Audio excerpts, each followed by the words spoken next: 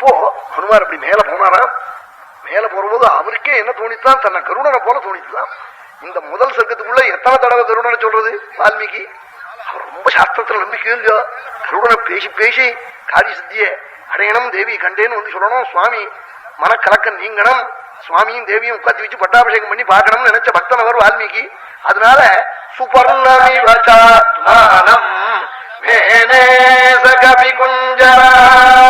தன்னை கருடனாகவே நினைச்சுக்கின்றாராம் ஹனுமார். ஆகாசத்துல ரொம்ப பெரிய இடத்துல போய் பறக்கிற போது அப்படி நினைச்சுக்கின்றாள். பறந்து போறாள். போறபோது மைனாக்கம்ங்கிற பர்வதம் இவருக்கு உதவி பண்ணுவதற்காக வந்தது.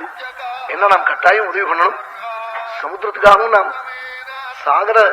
சகராவுடைய வம்சத்துல பிறந்தவன் ஸ்ரீராமன், அவனுடைய காரியமாகிறாள், வாயுனுடைய பிள்ளை, வாயு உத்தாசம் பண்ணியிருக்கான், நமக்கு உதவி பண்ணணும்னு மைனாகம் வந்தார். இவர் மைனாகங்கள்லாம் உடைச்சி தள்ளிட்டு போடுவார். இவர் இது பெரிய மலையை உடைக்கிறது பாருங்க இப்ப சில மிஷன்கள், அது மாதிரி இவர் ஹனுமார். இவருக்கு அது பயம் இல்லை. ஆனாலும் அது உதவி பண்ணணுங்கிற எண்ணத்தோட வந்ததால அப்படி ஸ்பரிசிச்சு விட்டு அங்க அது உட்காரல, இவர் தீர்த்தங்கிறதும் சாப்பிடலேன்னு அங்கேருந்து பரப்பிட்டார். மைனாக்கம் பண்ணின உதவியை இப்படி கையால தொட்டுட்டு பரப்பிட்டாள். சுரசேன்னு சொல்லி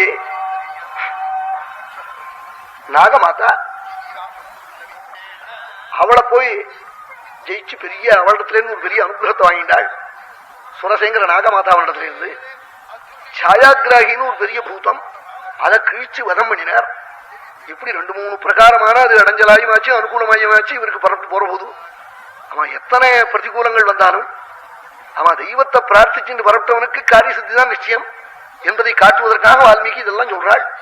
இங்கிருந்து சசாகரம் தானவ பன்னகாயுதம் பலேன விக்ரம்ய மகோர்மிமாலினம் நிபத்ய தீரேச்ச மகோததே ததா ததர்ஷலங்காமராவதீமிவ.